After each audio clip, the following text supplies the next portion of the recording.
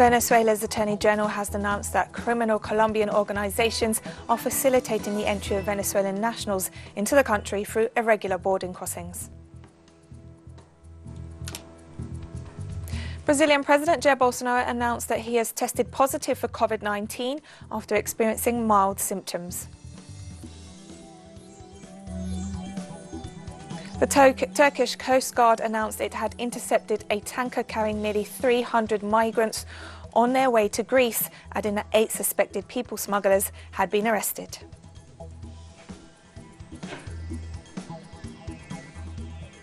From the headquarters of Telesur English in Havana, Cuba, this is From the South, and I'm Katrina Goss.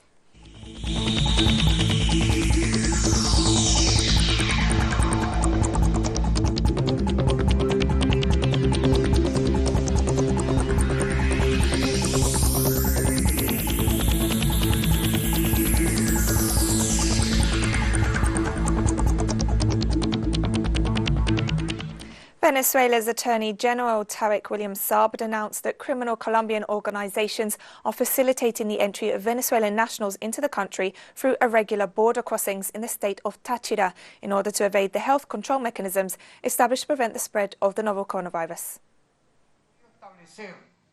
We have been able to establish that within the framework of the control measures established to combat the COVID-19 pandemic, organized crime groups in Colombia have dedicated themselves to receiving compatriots coming from South American countries such as Colombia, Peru, Chile, Ecuador, and Bolivia, with the aim of bringing them into Venezuelan territory through irregular routes, and in this way evading the entry protocols such as the COVID-19 tests, registration and control of entry before immigration, and the mandatory quarantine to be undertaken by reason of Presidential Decree number 4230, signed by the head of state, Nicolás Maduro Moros.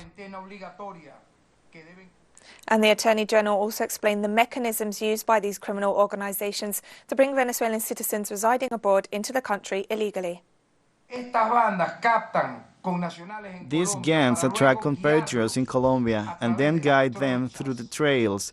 These criminals are known as trocheros, who head to Venezuela, and once in the state of Táchira, they are taken to their final destination in motor vehicles with taxi drivers who are members of the same criminal network, in exchange for the payment of sums of money in foreign currency. This practice has generated a very serious situation from the point of view of the protection of our sovereignty and puts collective health at risk in the face of the serious COVID-19 pandemic. Ecuadorian Vice President Otto Sonnenholzner tendered his resignation this Tuesday. Sonnenholzner had been in office since 2018. His resignation comes 7 months before the next presidential elections in the South American country. The official was President Lenin Moreno's third vice president.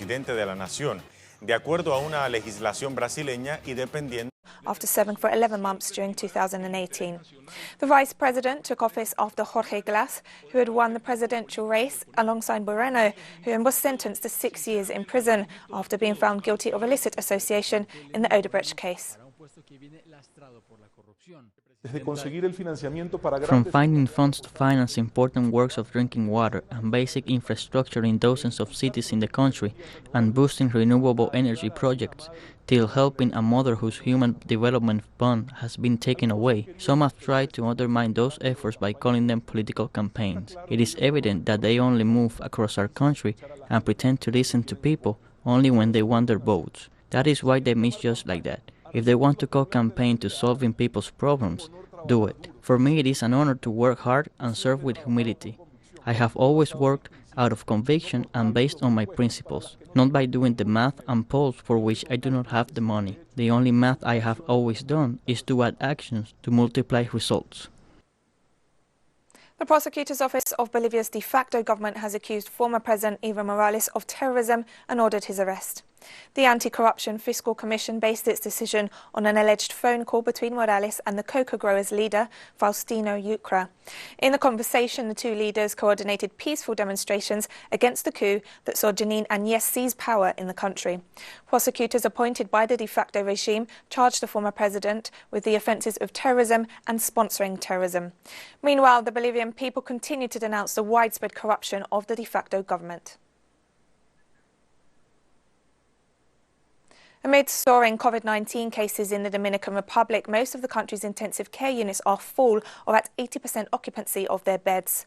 The Dominican Society of Critical Medicine and Intensive Care issued a warning to the high-level commission of the executive branch, the Health Emergency Committee and the Ministry of Public Health to respond to the significant increase in COVID-19 patients. In a statement, the Society noted that it is urgent to enable new ICUs, increase the number of beds, ventilators and above all health personnel who can provide support to combat the pandemic. In this regard, President of the Family Medicine Society, Francisca Moronta, warned that the health system has collapsed and there are no ventilators due to the increase in cases. Meanwhile, Public Health Minister Rafael Sanchez Cardenas said there are over 300 ICUs in the country and that more beds are expected with the entry into operation of the Cruz Jimenez Clinic.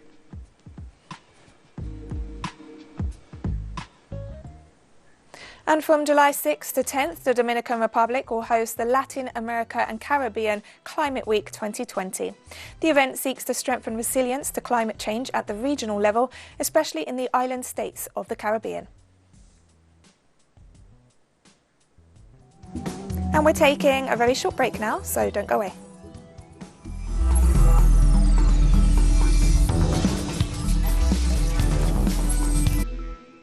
Welcome back to From the South. Brazilian President Jair Bolsonaro, who has consistently downplayed the risks of the coronavirus, announced that he tested positive for COVID-19 after experiencing mild symptoms. Everyone knew that it would sooner or later reach a considerable part of the population, as there are many people. If I, for example, hadn't taken the test, I wouldn't know the result, and it just came back positive. It was positive. It started Sunday with a certain indisposition and worsened on Monday, with discomfort, fatigue, a little muscle pain, and a fever reached 38 degrees.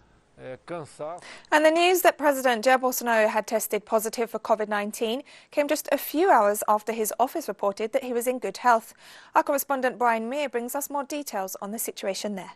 Last night, Brazil's far-right President Jair Bolsonaro announced to CNN that he was feeling the symptoms of COVID-19, that he had a fever, and that he was going to cancel all of his appointments. Now, this led to a lot of commemoration on Twitter. But hold on a second. This is the second time that a member of the Bolsonaro family announced to a conservative corporate media outlet that the president had COVID-19. In March, Jair Bolsonaro's son announced to Fox News in the United States that his dad had COVID-19.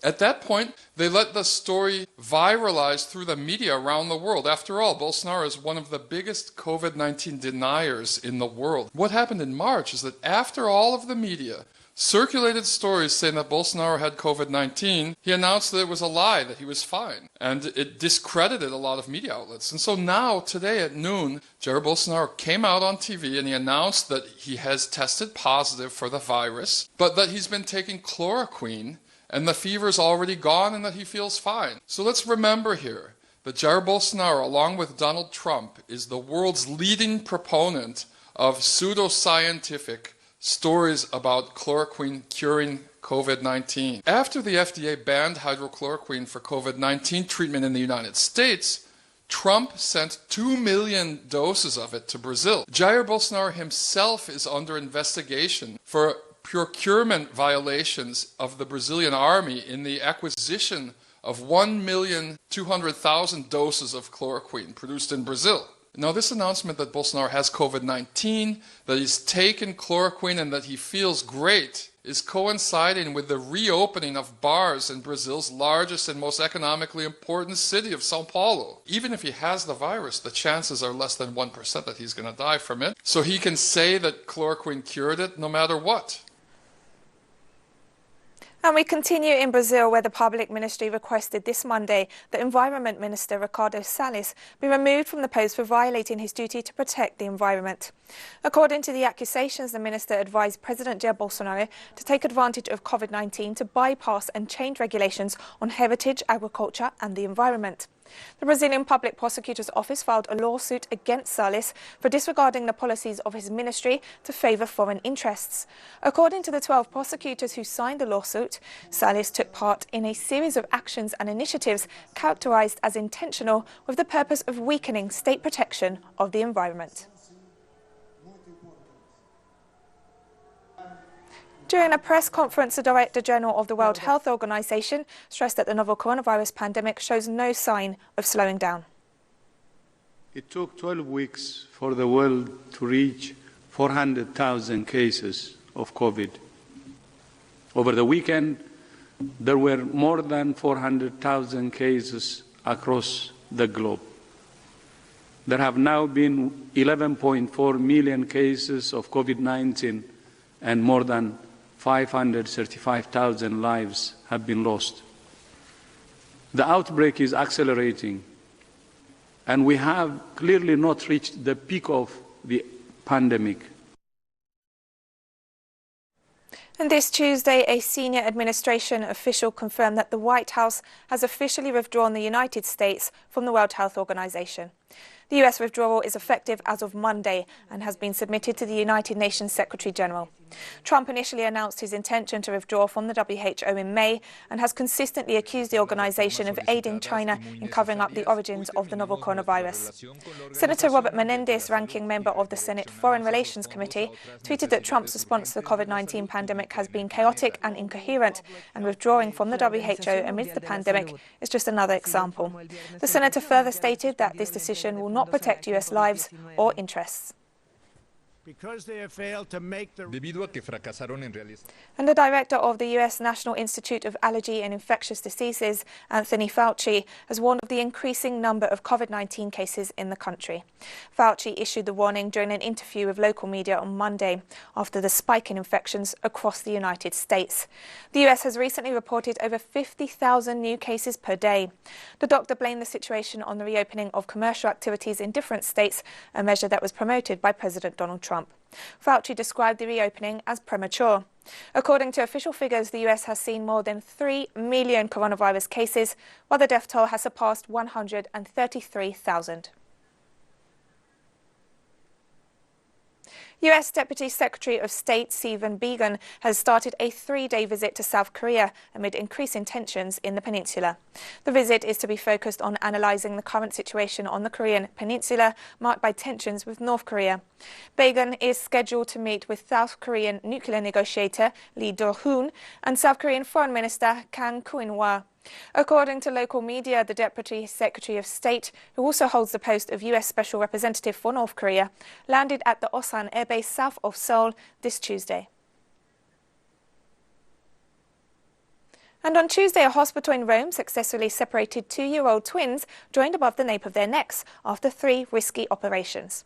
The 2 sisters from the Central African Republic were brought to Italy in September 2018 after the director of the Baby Jesus Children's Hospital in the Vatican met the conjoined twins and their mother at the medical center where they were born. The pediatric hospital's doctors said that the case was one of the rarest and most complex forms of cranial and cerebral fusion. Health personnel stated that this was the first time in Italy, and likely the world, that surgeons were able to separate twins joined in such a way, as no such case has ever been cited in medical literature. The Philippines temporarily shut down one of its key metro train services after at least 198 employees tested positive for COVID-19. All train stations are being disinfected and over 3,000 staff are set to undergo testing. We have no problem with it, if it is for the people's safety, although workers are really affected by this and it's a hassle in their work. Commuting through train is faster because it goes straight to the next station, and besides, buses are still limited, so it's a little bit tiring to commute now, especially for us who are getting old. Nearly 11 million Chinese students are taking their college exam after the delay sparked by the coronavirus. Hopeful young candidates in Beijing are undertaking China's annual nationwide college entrance examination. The notoriously competitive test was postponed for a month this year due to the coronavirus pandemic. Following guidelines from the Education Ministry, nearly 11 million students around the country are required to track their health status prior to taking the test, and students from moderate to high-risk regions should wear masks when taking the test. We have more stories coming up after this final short break, so stay with us.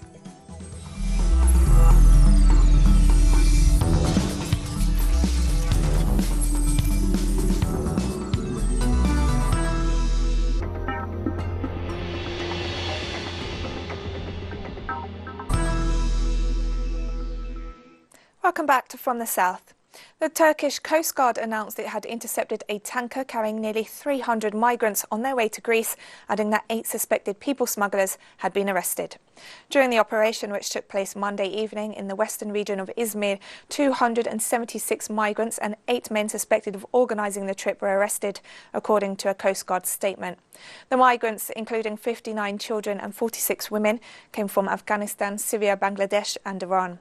The ship on which they were travelling was intercepted just before they set sail. Turkey, which hosts nearly 4 million Syrian refugees, is one of the main routes used by migrants trying to reach Europe from the Middle East, Asia and Africa.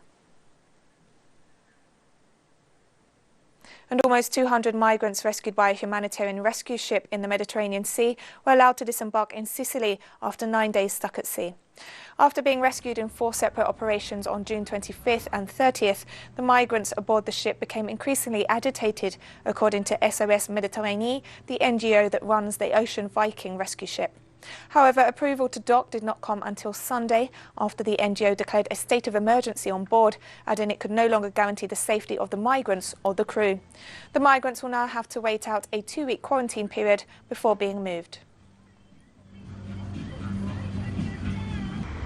On Tuesday, Dubai closed its only field hospital set up as a convention centre to treat COVID-19 cases after the last patient, a Japanese national, walked out in good health. Doctors and nurses, still wearing protective gear, lined up clapping for Hiroka Fujita as he left the Dubai World Trade Center, which was transformed into a 3,000-bed field hospital in April in order to treat COVID-19 patients. The number of cases in the United Arab Emirates has dropped sharply from a peak of 900 a day in May.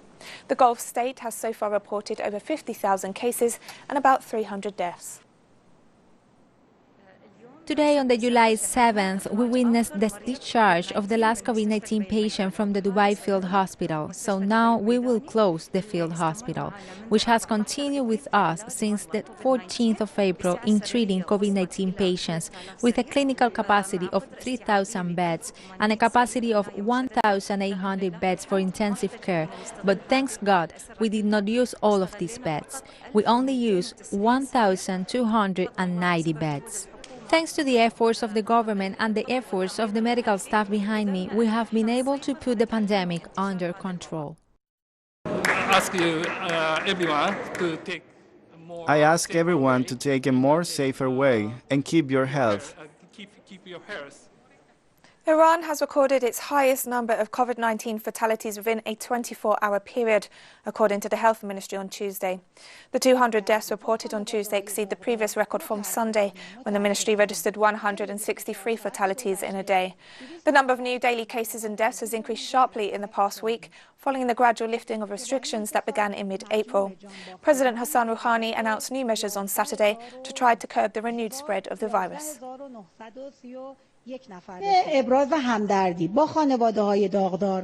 While expressing sympathy with mourning families, unfortunately, over the past 24 hours, we have lost 200 dear fellow Iranians.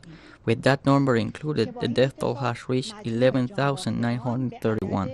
The total number of detected cases is 245,688.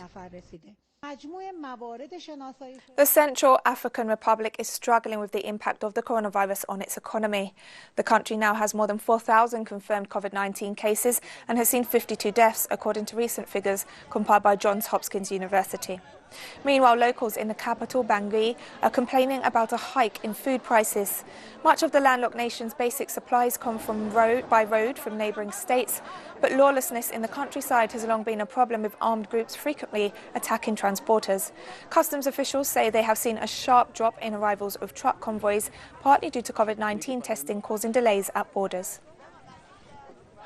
Still getting fish, but prices have gone up. The roads are blocked and there are armed groups who prey on the transporters. They take their goods and their money. How can we move forward like this?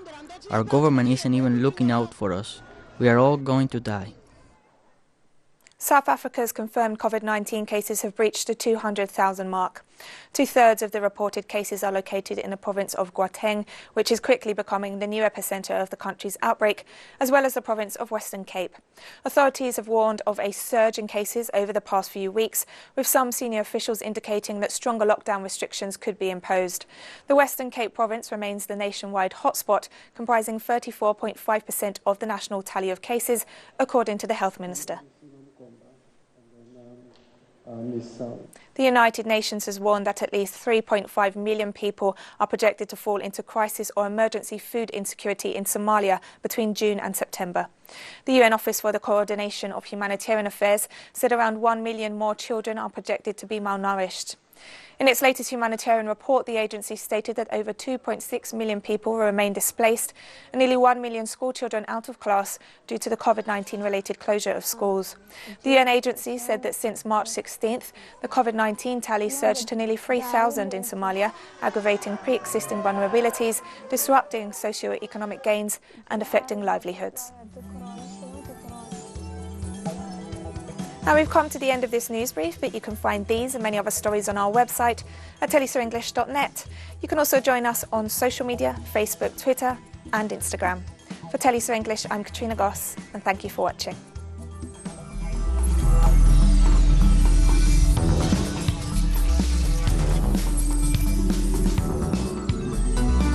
Homeless population here in New York City is growing. Every day it grows.